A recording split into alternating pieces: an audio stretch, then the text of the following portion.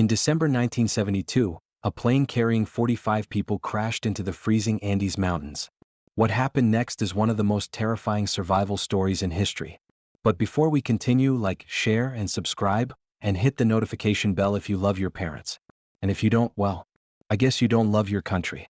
On October 13, 1972, Uruguayan Air Force Flight 571 was flying over the Andes, carrying 45 passengers, mostly members of a rugby team, on their way to a match in Chile. But as they crossed the mountains, disaster struck. The plane hit turbulence, and moments later, the pilots lost control. The aircraft clipped a peak, ripping off both wings before crashing into an isolated, snow-covered valley. Miraculously, 29 people survived the initial impact. But their horror was just beginning. They were stranded in one of the coldest and most unforgiving places on Earth, with no food, no way to call for help, and miles of deadly terrain in every direction. For 72 days they battled the elements. Freezing temperatures, avalanches, and starvation pushed them to the edge. Search teams gave up, believing no one could have survived. But the survivors refused to die. In desperation, they made an unthinkable choice.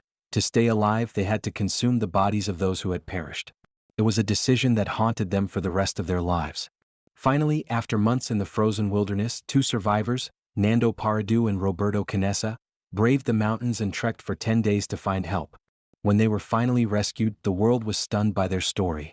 The Andes flight disaster remains one of the most chilling survival tales ever recorded, a horrifying reminder of what humans are capable of when faced with the ultimate test of endurance.